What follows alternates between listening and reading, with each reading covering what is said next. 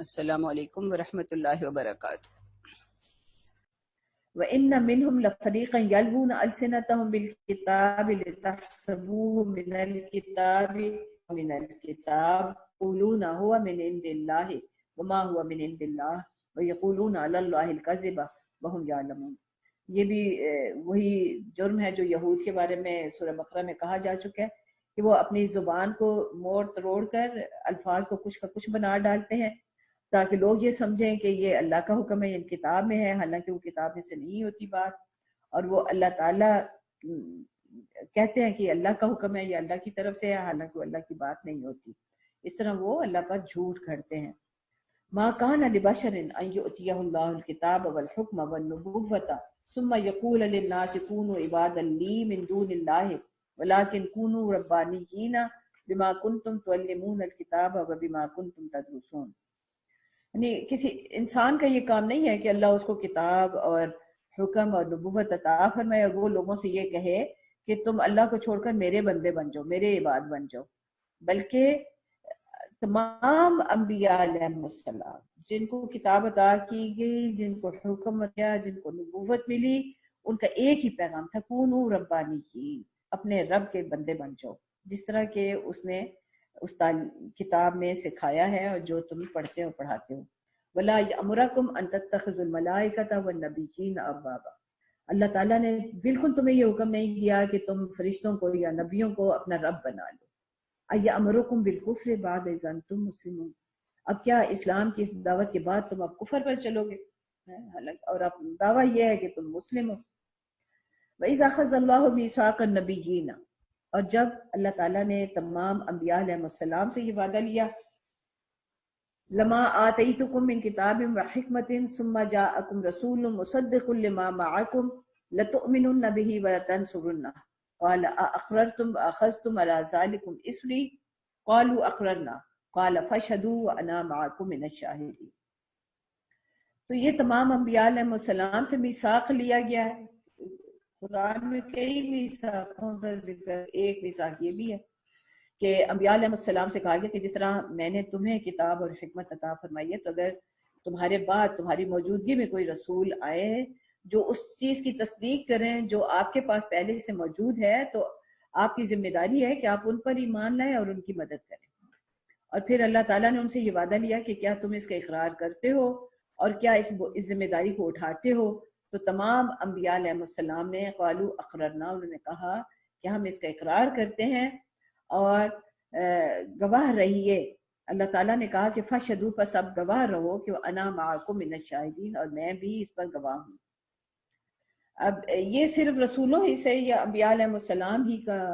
عہد نہیں ہے، بلکہ ان کے پیروکاروں کا، ان کے متبعین سے بھی یہی وعدہ ہے، اور یہ ذمہ داری بنتی ہے کہ جب بعد والے رسول آتے ہیں تو اب ان کی جو حکم، ان کی پیروی، ان کا اتباع جو ہے وہ لازم ہوتا ہے۔ یہی نبی صلی اللہ علیہ وسلم نے فرمایا۔ ایک دفعہ جب ان کے سامنے تورات پڑھی گئی تو آپ نے فرمایا کہ خدا کی قسم آج تو موسیٰ بھی آ جائیں، انہیں میرے اتباع کے سوا کوئی چارہ نہیں ہوگا۔ اور جن روایات میں حضرت عیسیٰ کے اس زمین پر دوبارہ آنے کا ذکر ہے، ان میں بھی اس چیز کا اظہار ہے کہ جب وہ آئیں گے تو جو امت مسلمہ کے امام ہوں گے انہی کے اقتداء میں وہ نماز بھی ادا کریں گے اور قرآن ہی کے قوانین اور ضابطوں کو نافذ کریں گے۔ فمن تولا بعد ذلک فاولئک هم الفاسقون۔ اس کے بعد جو یعنی اس وعدے سے پھرتا ہے تو پھر وہی فاسق ہیں۔ افغیر دین اللہ یبغون وَلَهُ أَسْلَمَ مَنْ فِي السَّمَاوَاتِ وَالْأَرْضِ طَوْعًا وَكَرْهًا وَإِلَيْهِ يُرْجَعُونَ۔ اب کیا لوگ کسی اور دین کے متلاشی ہیں، حالانکہ آسمانوں اور زمین کی ہر چیز چاہے یا نہ چاہے اللہ ہی کے آگے جھکی ہوئی ہے اور لوٹ کے بھی اسی کی طرف جانا ہے۔ قُلْ آمَنَّا بِاللَّهِ وَمَا أُنزِلَ عَلَيْنَا وَمَا أُنزِلَ عَلَى إِبْرَاهِيمَ وَإِسْمَاعِيلَ وَإِسْحَاقَ وَيَعْقُوبَ وَالْأَسْبَاطِ وَمَا أُوتِيَ مُوسَى وَعِيسَى وَالنَّبِيُّونَ مِن رَّبِّهِمْ لَا نُفَرِّقُ بَيْنَ أَحَدٍ مِّنْهُمْ وَنَحْنُ لَهُ مُسْلِمُونَ۔ یہ اعلان ہے کہ تمام انبیاء علیہ السلام پر ہم ایمان رکھتے ہیں اور ہم ان کے درمیان کوئی فرق نہیں کرتے اور ہم اللہ ہی کے مسلم ہیں۔ چونکہ وہ سب اللہ کے بھیجے ہوئے ہیں اس لیے ہمیں ان سب سے محبت ہے۔ وَمَن يَبْتَغِ غَيْرَ الْإِسْلَامِ دِينًا فَلَن يُقْبَلَ مِنْهُ، اور جو اسلام کے علاوہ کسی اور دین کو تلاش کرتا ہے یا اس پر چلنا چاہتا ہے تو اس طریقے کو اللہ کے ہاں کوئی قبولیت حاصل نہیں ہوگی. یعنی اللہ کے طریقے کو چھوڑ کر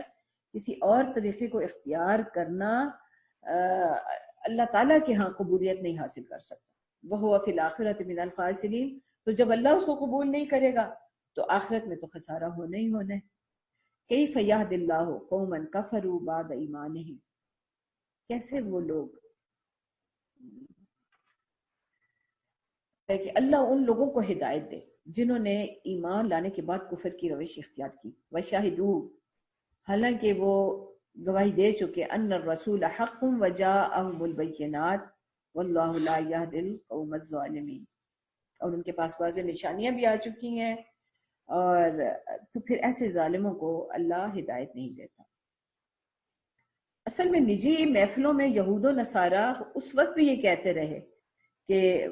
محمد صلی اللہ علیہ وسلم ہیں تو سچے نبی، لیکن ہم ان کی ڈٹ کر مخالفت کریں گے، اور جب تک جان میں جان ہے ہم مخالفت کرتے چلے جائیں گے. اور آج بھی جو ان کے جاننے والے لوگ ہیں ان کا یہی حال ہے. تاہم ان میں ایسے لوگ بھی ہیں کہ جن کے سامنے جب بات پہنچتی ہے تو اس کو پہچان جاتے ہیں اور ایمان لے آتے ہیں. اولئک جزاؤہم ان علیہم لعنۃ اللہ والملائکۃ والناس اجمعین خالدین فیہا لا یخفف عنہم العذاب ولا هم ینظرون. تو جو اس طرح جان بوجھ کر انکار کرتے ہیں، یعنی انہیں معلوم ہے کہ حق کیا اور پھر اس کا انکار کرنا، یہ سب سے بڑا جرم ہے جس پر اللہ تعالیٰ کی لعنت کا کوئی مستحق ہو جاتا ہے. جس پر اللہ لعنت کرے تو پھر ملائکہ اور سارے انسانوں کی لعنت اس شخص کے لیے ہوتی ہے اور وہ اس لعنت سے نکل نہیں سکتا. اور آخرت میں بھی اس کو یعنی اس کو کوئی ولا هم ينظرون، اس کو مہلت بھی نہیں ملے گی اس کو دوبارہ پلٹنے کی بھی کوئی کہاں پلٹ کے آئے گا. ہاں البتہ اس لعنت سے کون بچ سکتا ہے؟ الا الذين تابوا من بعد ذلك واصلحوا، یعنی ایک دفعہ اگر اس نے کوئی ایسا روش اختیار کی بھی ہے نافرمانی کی، لیکن بعد میں وہ پلٹ آتا ہے اللہ کی طرف، اپنے کوتاہیوں کا، اپنی غلطیوں کا اقرار کرتا ہے، اس پر اسے ندامت ہے اور پھر اپنی اصلاح کر لیتا ہے، تو فإن اللہ غفور رحیم. یہ اللہ تعالیٰ کے غفور الرحیم ہونے کی جو وعدے ہیں نا، یا جب کہا جاتا ہے تو اس میں کہیں یہ نہیں کہا کہ لوگ جو مرضی کرتے ہیں میں بڑا غفور الرحیم، بلکہ جب تک کی جائے اور آپ کی اصلاح نہ کی جائے، اپنے معاملات ٹھیک نہ کیے جائیں، اس وقت تک اللہ کی ان صفات سے فائدہ اٹھانا ممکن نہیں ہے. ان الذين كفروا بعد ایمانهم ثم ازدادوا كفرا لن تقبل توبتهم واولئك هم الضالون. تو جن لوگوں نے ایمان کے بعد کفر اختیار کیا اور پھر کفر میں بڑھتے چلے گئے تو ان کی تو توبہ بھی قبول نہیں ہوتی. ان الذين كفروا وماتوا وهم كفار فلن يقبل من احدهم ملء الارض ذهبا ولا افتدى به اولئك لهم عذاب اليم وما لهم من ناصرين. تو جو اسی حالت میں مر جاتے ہیں کفر کی حالت میں، وہ تو پھر آخرت میں زمین بھر بھی سونے کی اگر فدیے میں دینا چاہیں تو وہ قبول نہیں کیا جائے گا اور عذاب علیم سے دوچار ہو کر رہیں گے. اب اس کے بعد یہ والی آیت ہے کہ لن تنالوا البر حتى ما تحبون، تم نیکی کے اس درجے کو نہیں، اعلیٰ درجہ البر یعنی نیکی کا کوئی اعلیٰ ترین درجہ، اس کو اس وقت تک نہیں پہنچ سکتے حتی تنفقوا مما تحبون، جب تک کہ تم اس چیز کو خرچ نہ کرو جس سے تم محبت کرتے ہو. وما تنفقوا من شيء فإن الله به عليم، اور جو کچھ بھی تم خرچ کرو گے اللہ اس کو جانتا ہے. اب یہ بیچ میں ایک تو نصارہ کی اس روش کا بھی ذکر تھا کہ ان میں ایسے ایمان والے لوگ بھی ہیں، امانت دار لوگ بھی ہیں کہ جو خزانوں کی بھی حفاظت کرتے ہیں اور لوٹا دیتے ہیں ان لوگوں کو جن کی امانت ان کے پاس ہوتی ہے، اور ایسے بخیل بھی ہیں جو ایک دینار بھی واپس کرنے کو تیار نہیں ہوتے. تو یہاں پر پھر یہ بنیادی صفت کا ذکر ہے کہ جو البر پر قائم ہوتے ہیں ان کی تو یہ صفت ہوتی ہے کہ وہ تو اپنی تمام صلاحیتیں، اپنی تمام جو کچھ بھی اللہ تعالیٰ کی نعمتیں ان کو عطا ہوتی ہیں، تو جو ان کو پسند ہوتی ہیں وہ اللہ کے راستے میں خرچ کرتے ہیں. تو جس طرح خرچ کے معاملے میں عام طور پر تو اسے خرچ کے یعنی مال کے خرچ میں ہی لیا گیا، تو یہی سمجھا گیا ہے کہ جو پسندیدہ چیزیں ہیں یعنی اللہ کے راستے میں جب مال دیا جائے تو برا خبیث چھانٹ کر نہ دیا جائے، جیسا سورہ بقرہ میں فرمایا گیا، بلکہ اچھی چیز دی جائے، اور جو جتنی پسند ہو اگر وہ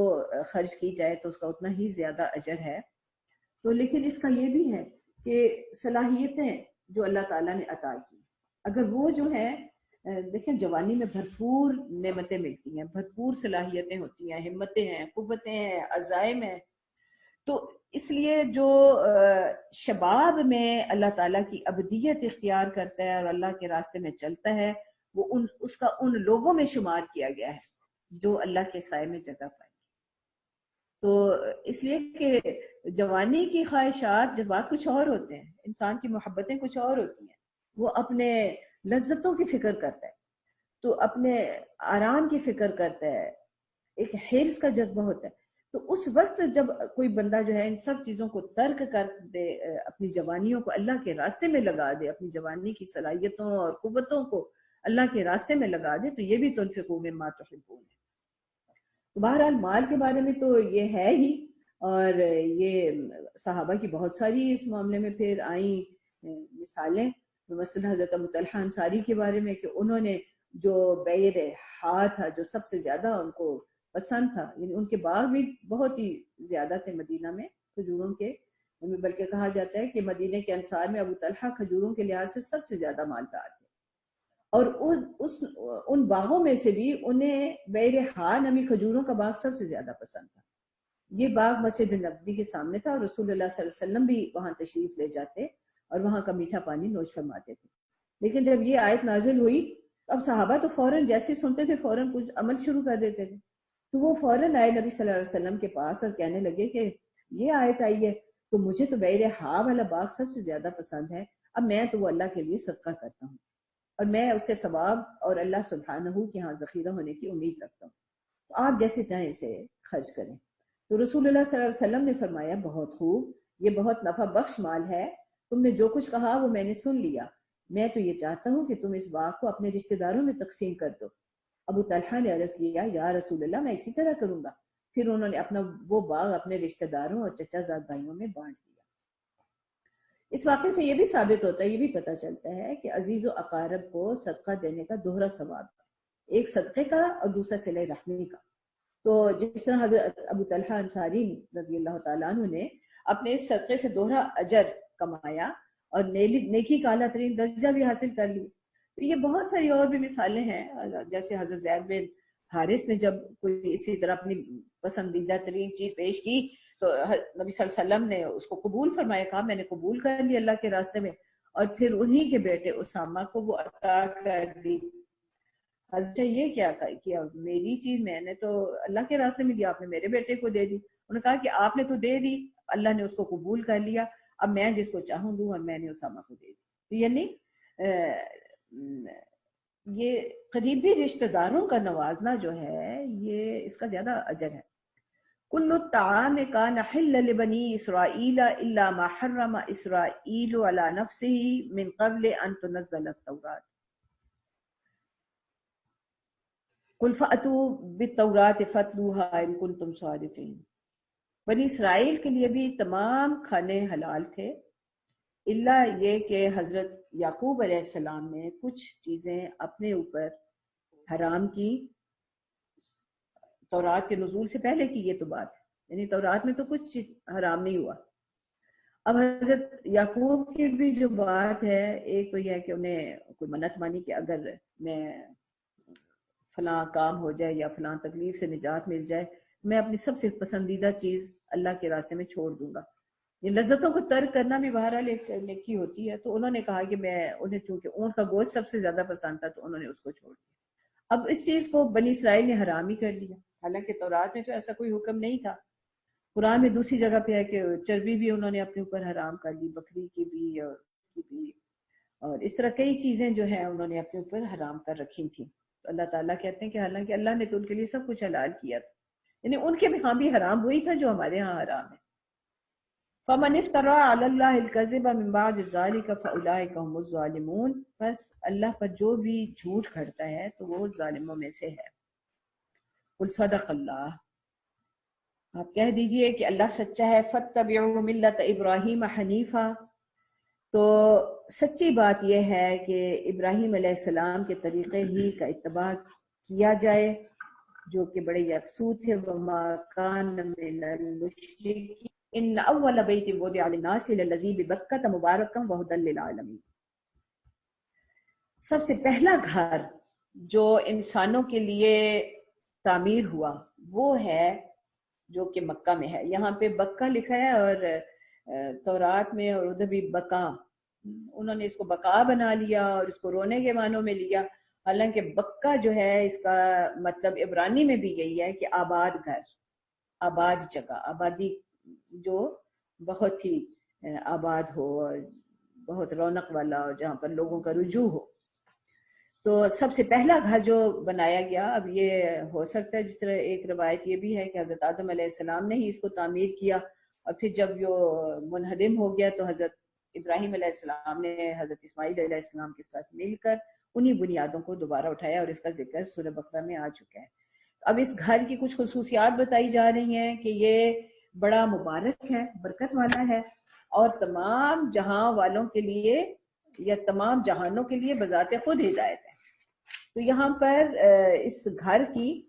5 خصوصیات جو ہیں وہ خود بخود بتائی جا رہی ہیں، یعنی جو خاص اس گھر کے ساتھ ہے. پہلی یہ کہ اس زمین پر اللہ کی عبادت کے لیے بنایا جانے والا سب سے پہلا گھر جو ہے وہ ہے یا عبادت گاہ ہے جو کہ تعمیر کی گئی. دوسرا کہا جا رہا ہے کہ یہ بڑا ہی برکت والا گھر ہے. اس میں برکت کس لحاظ سے ہے کہ اس میں بھلائیوں کو دوام اور کثرت حاصل ہے. تمام بھلائیاں اور